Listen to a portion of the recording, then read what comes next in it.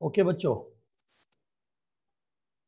Actually होता क्या है कि जूम एप्लीकेशन का जो वर्जन होता है वो 40 मिनट्स ही अलाउ करता है मीटिंग के लिए। तो मैं आपसे बात कर रहा था कि जो इंस्टीट्यूशन हमारे पास है वर्ल्ड में, हर कंट्री में, जितनी भी कंट्री है उस कंट्री में आपको उस कंट्री ने अकाउंट्स के डेवलपमेंट के लिए अपनी संस्था बनाई हुई है। लेकिन अगर पूरे वर्ल्ड की बात करो तो पूरे वर्ल्ड में बिजनेस होता है और उस बिजनेस को कंट्रोल करने के लिए भी इंस्टीट्यूशन बनाया गया। जस्ट बच्ची का बैकग्राउंड से आवाज आ रहा है।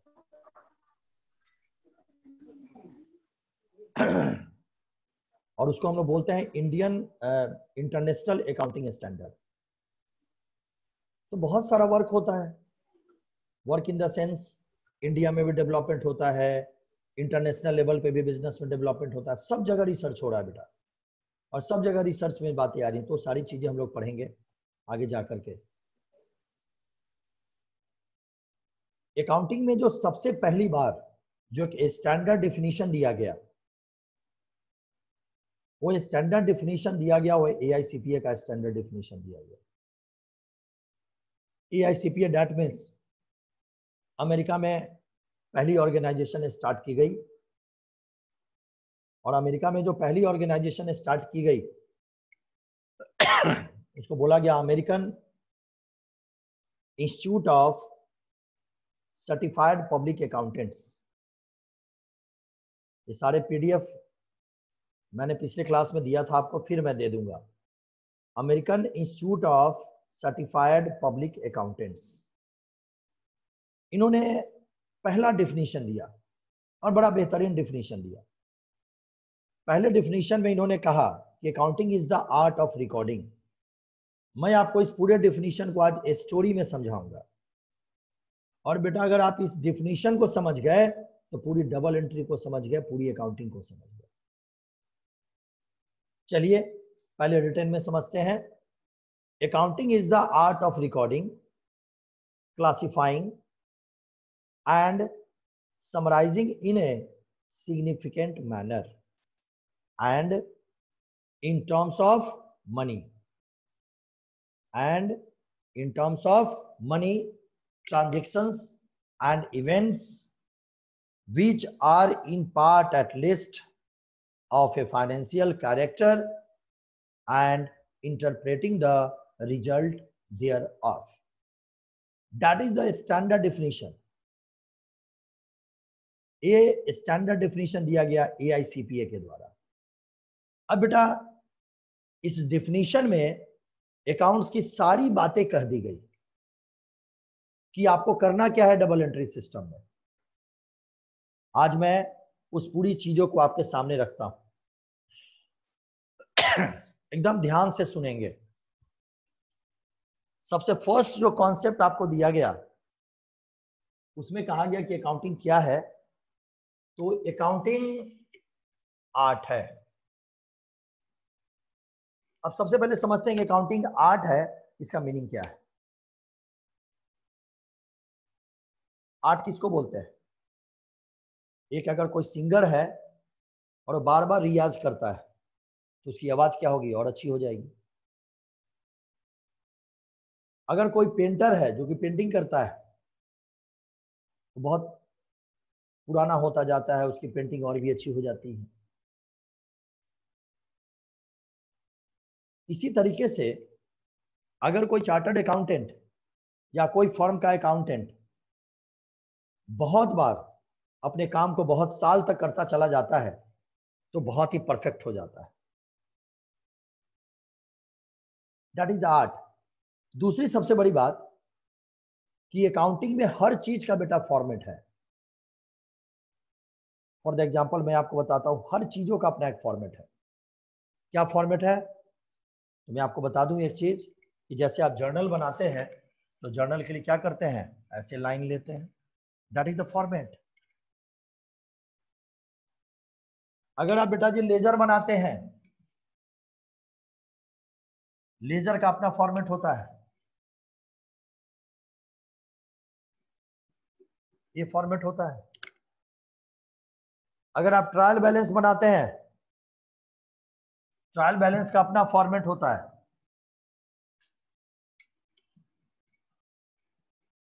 ये ट्रायल बैलेंस का फॉर्मेट होता है। आप बैंक में पैसा जमा करने जाए, वहां आपको फॉर्मेट मिलेगा। पैसा निकालने जाए, वहां फॉर्मेट मिलेगा। आप किसी को क्रेडिट पे गुड्स सेल कर रहे हैं, वहां आपको डेबिट वाउचर बनाना पड़ेगा।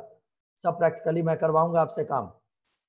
लेना होगा, क्रेडिट वाउचर बनाना होगा, कैश मेमो बनाना होगा बिजनेस में। सारी चीजें अकाउंटिंग में फॉर्मेट है। तो कहा गया कि भाई अकाउंटिंग क्या है? आर्ट है।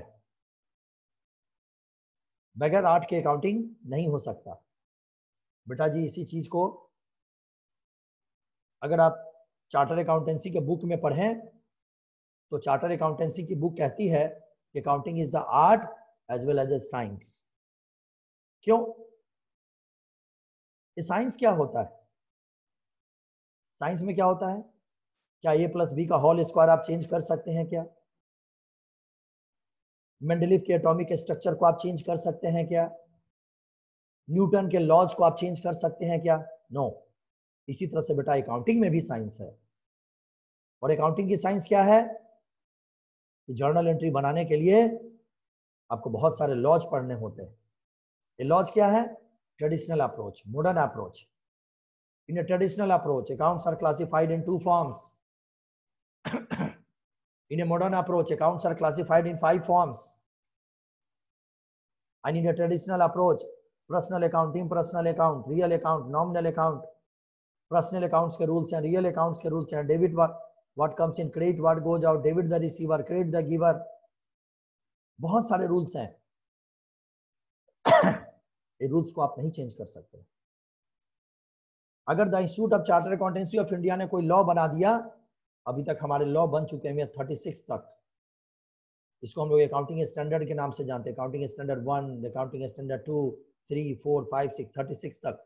और ये जितने भी अकाउंटिंग स्टैंडर्ड हैं वो सारे क्या है? लॉ हैं। इसको आपको डबल एंट्री सिस्टम अप्लीकेबल करना पड़ता है। जब आप सीए की तैयारी करेंगे बेटा तो the institute of chartered accountancy of India की एक मैगजीन आपके पास वीकली आती है। चार्टर्ड अकाउंटिंग के पास वीकली एक मैगजीन आती है the institute of chartered accountancy of India की। वो क्या होता है? प्रोटोकॉल होता है। आपको उस मैगजीन में जो नए नियम बनते हैं वो सारे उस मैगजीन में आ जाते हैं और सीए को इसको मानना पड़ता है। मेरे कहने का मतलब ये था बेटा कि अकाउंटिंग क्या है? सर तो वो हर ईयर में आता है ना या मंथली वीकली आता है? वीकली आता है सर, वीकली आता है, जर्नल आता है। और वीकली में जो भी नई चीजें रिसर्च होती है, जो नए रूल्स रेगुलेशंस तैयार होते हैं, वो सारे रूल्स रेगुलेशन उस जर्नल में आपको आ जाएंगे। उसके लिए आपको पे करना होता है। सारे चार्टर अकाउंटेंट को उसको मंगवाना होता है, सब लोग उसके लिए पे करते हैं। तो यहाँ पर हमने देखा कि अकाउंटिंग क्या है? आर्ट भी है और साइंस भी है। अब क्वेश्चन एराइज होता है उसमें करना क्या पड़ता है। एकदम ध्यान से देखिएगा, कहीं कुछ कंफ्यूजन हो तो बात करेंगे। सबसे पहला अकाउंटिंग में जो वर्क होता है वो वर्क होता है बिजनेस ट्रांजेक्शन।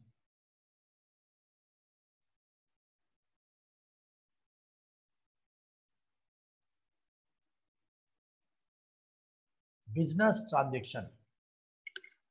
मान लो कि आपकी एक दुकान है और उस दुकान में कस्टमर आ गया। कस्टमर क्या करेगा?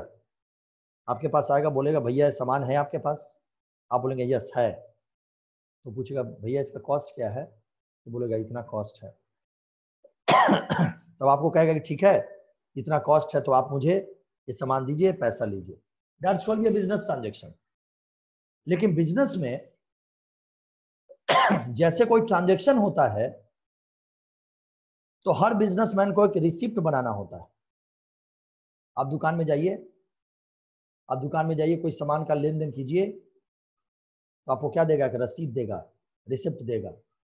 और कॉमर्स की भाषा में बेटा उस रिसिप्ट को बोलते हैं voucher. Voucher is the evidence कि आपके बिजनेस में इस तरह का ट्रांजेक्शन हुआ है। बेटा जी अगर वाउचर नहीं होगा ना तो आपकी अकाउंटिंग को ट्रुथ नहीं मिलेगा, आपकी अकाउंटिंग सही नहीं मानी जाएगी। तो सबसे पहला जो एविडेंस होता है बिजनेस में वो वाउचर होता है। तो पहला काम क्या हुआ, बिजनेस ट्रांजेक्शन, और बिजनेस ट्रांजेक्शन का क्या तैयार हुआ, वाउचर। सेकेंड वर्क क्या करना है, ये जो बिजनेस ट्रांजेक्शन है इसमें हम लोग को दो बातों को देखना है। ये जो ट्रांजेक्शन हो रहा है ये बिजनेस ट्रांजेक्शन है या नॉन बिजनेस ट्रांजेक्शन है। अब आप कहेंगे कि सर बिजनेस और नॉन बिजनेस ट्रांजेक्शन क्या होता है। जी, बिजनेस ट्रांजेक्शन का मतलब जिसका इंपैक्ट आपके बिजनेस के प्रॉफिट और लॉस से हो, और नॉन बिजनेस ट्रांजेक्शन का मतलब जिसका आपके बिजनेस के ट्रांजेक्शन से नहीं हो। फॉर द एग्जांपल्स, मान लीजिए सुमित सिंह जी की एक दुकान है, सुमित सिंह जी मुझे जानते हैं कि सर है। सुमित सिंह जी आप अपने दुकान पे बैठे हुए हैं, मैं पहुंचा कि सुमित जी आपके दुकान से कुछ सामान लेना था। ओके सर, कोई दिक्कत नहीं है सर। आपने अपने जो आपके एम्प्लॉय काम करता है उसको आपने ऑर्डर दिया कि जाइए सर के लिए 2-3 मिठाई लेकर के आइए।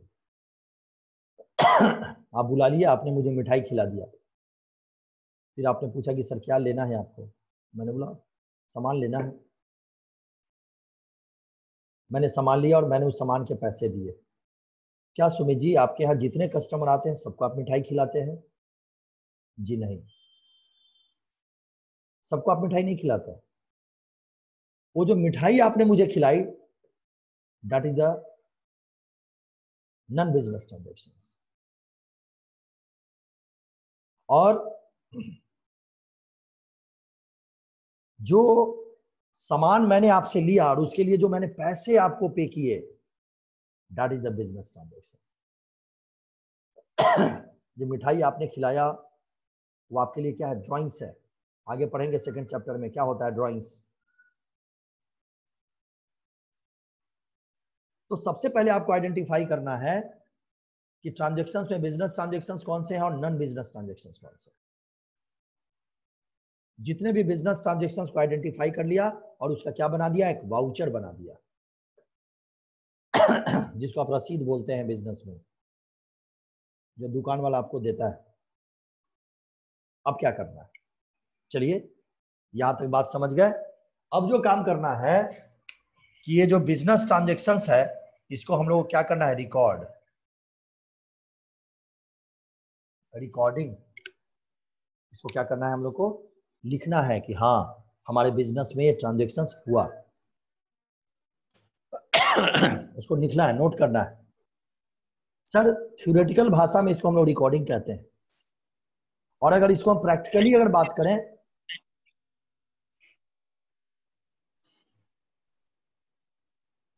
आप सब बच्चों से एक रिक्वेस्ट होगा मेरा कि बेटा जब भी आपको कुछ क्वेश्चंस पूछने हो तो अपने आप को अनम्यूट करें, आप क्वेश्चंस पूछें। और जब आप अपने आप को म्यूट रखेंगे तो मेरी जो वॉइस है वो वॉइस आप तक एकदम क्लियर पहुंचेगी। और प्रयास करें अगले क्लास से वीडियो पे भी रहें। वीडियो पे रहने से बहुत सारी चीज़ें क्लियर हो जाती है। तो वीडियो पे जब रहेंगे तो उससे बहुत सारी चीज़ें क्लियर हो जाएगी। आपके एक्सप्रेशन से मुझे यस नो भी पता चल जाता है, आप सिर भी हिला देते हैं। तो ऑनलाइन क्लासेज में और जितने बैच है मेरे, लगभग 5 बैच मेरे 12th के चल रहे हैं। अब सब बच्चों को आदत लगी, अब सब बच्चे कहते हैं सर ऑनलाइन ही ठीक है।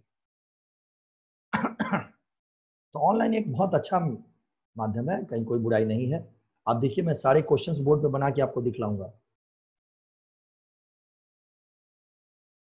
तो आपको किसी तरह की कोई परेशानी यहाँ पर नहीं होने जा रही।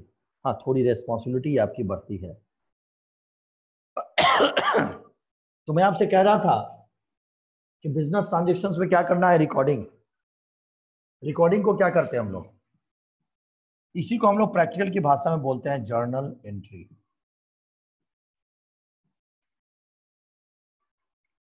तो सबसे पहला काम क्या हुआ, रिकॉर्डिंग करना, जर्नल एंट्री बनाना। जर्नल के बाद हम लोग क्या करते हैं, क्लासिफिकेशन।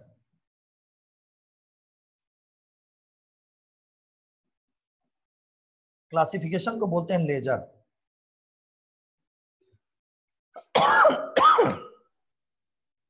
थोड़ी खांसी हो गई है, क्षमा चाहेंगे।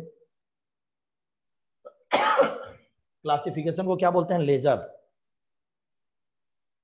सारी चीजें बेटा ये डेफिनेशन आपको बता देगा, सारी चीजें। थर्ड जो कॉन्सेप्ट हमारा आता है, प्रोसेस है समराइजिंग।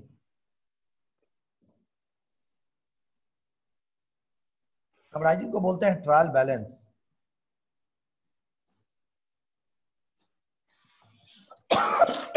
और ट्रायल बैलेंस के साथ साथ फाइनेंशियल स्टेटमेंट।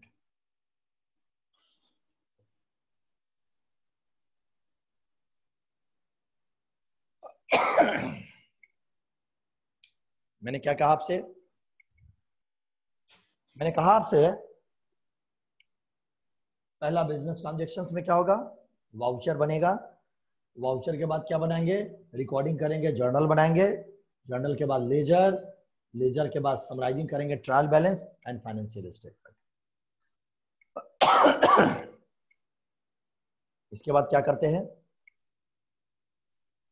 ये सारी चीजें जो आप journal, ledger, trial balance, financial statement बनाएंगे, ये सब किसका बनेगा, जो कि एक फाइनेंशियल कैरेक्टर का हो। फाइनेंशियल कैरेक्टर दैट मीन्स जिसका एक प्राइस हो। जब तक इसका प्राइस नहीं होगा तब तक इसका जर्नल, लेजर, ट्रायल बैलेंस है सब चीज नहीं बनेगा। और बाद में क्या करेंगे, इसको इंटरप्रेट करेंगे।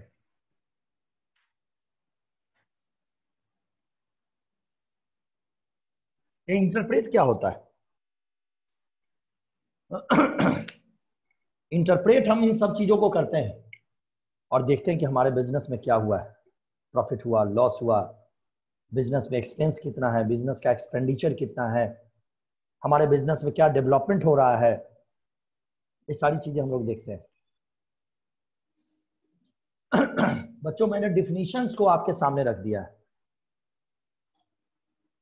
और ये सारी चीजें जब करते हैं और जब इसको सिस्टमैटिक तरीके से करेंगे, एक अच्छे तरीके से करेंगे, लिखेंगे, दैट्स कॉल्ड बी अकाउंटिंग। वही चीज यहां डिफिनीशन में कही गई, accounting is the art of recording, classifying and summarising in a significant manner and in terms of money transactions and event which are in part at least of a financial character and interpreting the result thereof. That means कि आपको क्या करना है, business के transactions को सबसे पहले voucher में बनाना है, फिर जर्नल बनाने हैं, ट्रायल लेजर बनाने हैं, ट्रायल बैलेंस बनाने हैं, फाइनेंशियल स्टेटमेंट बनाने हैं, उसको इंटरप्रेट करना है, इंटरप्रेट करके रिजल्ट निकालना है कि बिजनेस का क्या कंडीशन है, बिजनेस की क्या स्थिति है। देन उसके बाद आपकी अकाउंटिंग कंप्लीट हो गई। सुमित सिंह, डेफिनेशन समझ में आया कि नहीं आया? Yes, sir. बहुत सिस्टमैटिक स्टडी करनी होती है बेटा। हम लोग ने दिल्ली यूनिवर्सिटी में जो पढ़ा, हमारे सर ने हमको जो पढ़ाया बेटा, 2 महीने थ्योरी चलती है हमारे यहाँ। दिल्ली यूनिवर्सिटी हम लोग को 2-2 महीने थी। यहाँ तो थ्योरी बच्चा बर्दाश्त ही नहीं करता है। 90% टीचर पहले दिन जाओ अकाउंटिंग क्वेश्चंस बनाना शुरू। That is the very bad things. बच्चों को भी वही चाहिए। बच्चों को भी वही चाहिए। बेस मजबूत नहीं है, एसेट्स लायबिलिटी कैपिटल पता नहीं है। हमारे जो बच्चे अभी पिछले बैच में क्लास कर रहे हैं बेजोड़ हो गए एकदम। अभी 2 बच्ची, एक बच्ची दिल्ली से क्लास कर रही है, प्रिया आपके साथ में है, आर्या करिए क्लास। इतने अच्छे हो गए हैं लोग और इनकी पकड़ हो गई है। पकड़ तभी होती है जबकि आपका थ्योरी पे कंट्रोल हो। तो पढ़ने का बेटा एक तरीका होता है। पढ़ने का तरीका नहीं होता कि पहले क्लास से जर्नल एंट्री बनाना शुरू करें। हम आपको पहले फर्स्ट चैप्टर पढ़ाएंगे, सेकंड चैप्टर पढ़ाएंगे, तब जाकर डबल एंट्री सिस्टम आपको बताएंगे। उसके बाद आपको समझने में बड़ी आसानी होगी। कल की जो क्लास हमारी होगी उसका शेड्यूल हम थोड़ा आपको बता दें।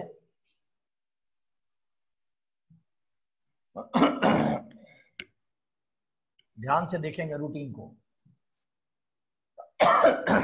ये जो बैच है, अभी जो बच्चे इस बैच में हैं, और सच पूछिए तो जो व्हाट्सएप ग्रुप है आपका उसमें बहुत सारे बच्चे ऐड हुए हैं और बहुत सारे बच्चे तो अभी खेल कूद ही रहे हैं।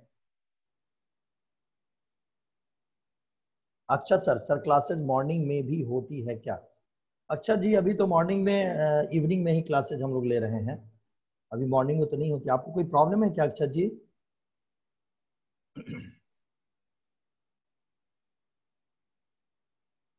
मिस्टर अक्षत, कोई प्रॉब्लम है आपको इवनिंग में?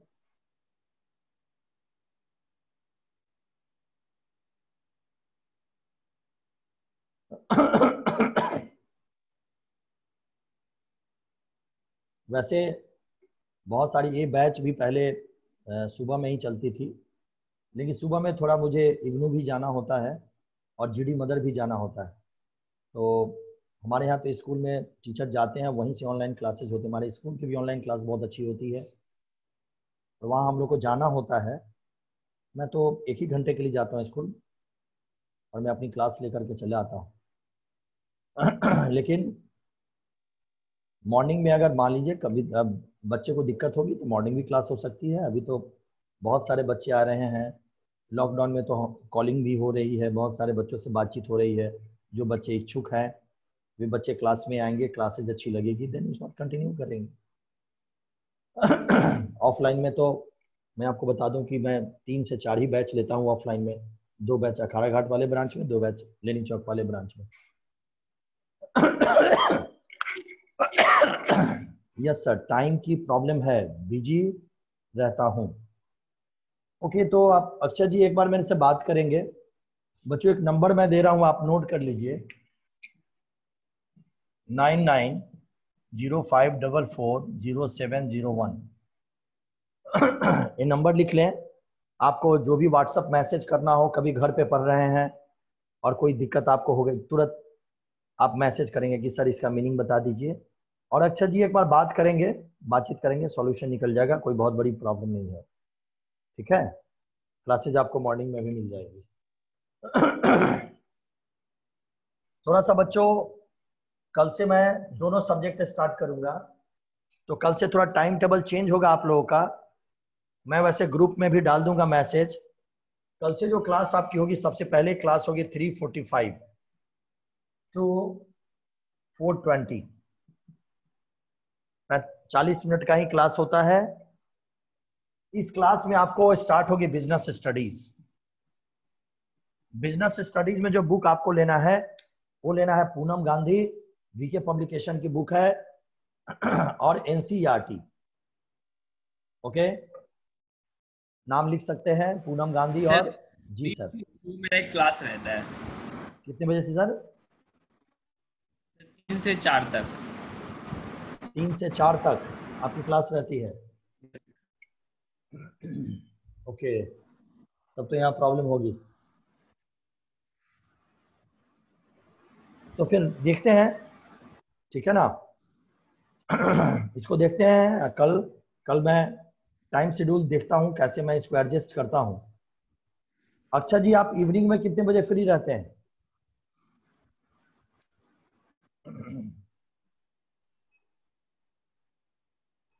मुझे आप व्हाट्सएप मैसेज करेंगे अच्छा जी। कल ग्रुप में मैं टाइम डाल दूंगा क्लासेस का। ठीक है, थोड़ा सा टाइम शेड्यूल को मैं चेंज करूंगा। और ग्रुप में मैं टाइम डाल दूंगा कि कैसे क्लासेज होगी। अक्षत सर 6:30 के बाद, ओके। और मॉर्निंग में अक्षत जी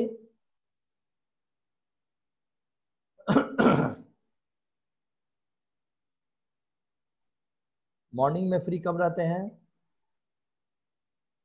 मॉर्निंग में 11 बजे।